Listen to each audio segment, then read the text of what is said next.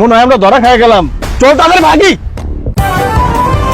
এই জমিটাই বিক্রি করবেন তাই তো? আচ্ছা ঠিক আছে, আমার জায়গা পছন্দ হয়েছে, আর যে কাগজটা বোঝে আমি তাকে কালকে নিয়ে আসবো, আমার অ্যাসিস্ট্যান্ট নিয়ে আসবো, দেখবো, তারপর আমি জায়গা কিনবো। ঠিক আছে? আচ্ছা ঠিক আছে ভাই। আচ্ছা ঠিক আছে। আসসালামু আলাইকুম। ভালো, আসুন ভাই। হাসান, এই জমিটা কিনতে চাচ্ছি, দেখো তো কেমন হয়। স্যার আপনি এই জমিটা যদি কিনেন একটু বুঝে শুনে কিনেন স্যার। কি বলো হাসান, সুজন সাহেব খুব ভালো মানুষ, আর উনি তো এরকম জমি বিক্রি কেনা বেচা করে। যেহেতু সে আমাকে এই জমিটা দেখাইছে, আশা করি খারাপ হবে না, আর সে আমাকে খারাপ জমি দিবে আমার তো মনে হয় না। স্যার মানুষকে এত বিশ্বাস করা তো ঠিক না। আর সুজন সাহেব একজন দালাল, সে এক জমি 3-4 বার বিক্রি করে। কি বলো হাসান? না, আমি তো তাকে জানি খুব ভালো মানুষ, আর সে আমার সাথে বাটপারি করতে পারবে না আশা করি।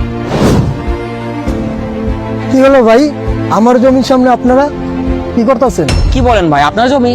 ও তাহলে তো ঠিকই আছে, সুজন ভাই মনে হয় এই জমির কথাই বলছে। আপনি কি জমি বিক্রি করবেন? না তো ভাই, জমি তো আমি সুজন ভাই থেকে কিনছি। কি বলেন, আপনি জমি বিক্রি করবেন না, অথচ সুজন ভাই আমাকে বললো যে জমি বিক্রি করবে সে। স্যার আপনাকে বললাম না জমিটা কিনলে একটু বুঝে শুনে কিনেন। সুজন ভাই তো লোকটা বেশি ভালো না, সে তো একটা বাটপার। সুজন ভাই তো একটা বাটপার, ওর কাছে আমি কিনা ধরা খাইছিলাম, পরে আমি ওর মাধ্যমে আসল মালিকের থেকে জমিটা কিনছি।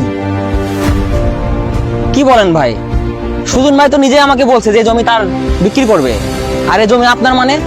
এই হাসান, তুমি সুজনের ফোন লাগাও তো। জি স্যার কল দিতেছি। স্যার ওই যে তো সুজন ভাই আসতেছে। দাঁড়ান ভাই, একটা জিনিস খেয়াল করছেন ভাই, দুই পার্টিতে এক লোক হয়ে গেছে। হ্যাঁ, দুই পার্টিতে এক হয়ে গেছে। মনে হয় আমরা ধরা খেয়ে গেলাম। চল তাদের ভাগি।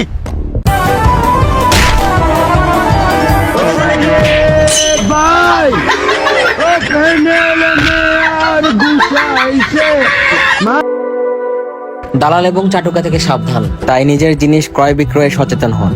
ধন্যবাদ।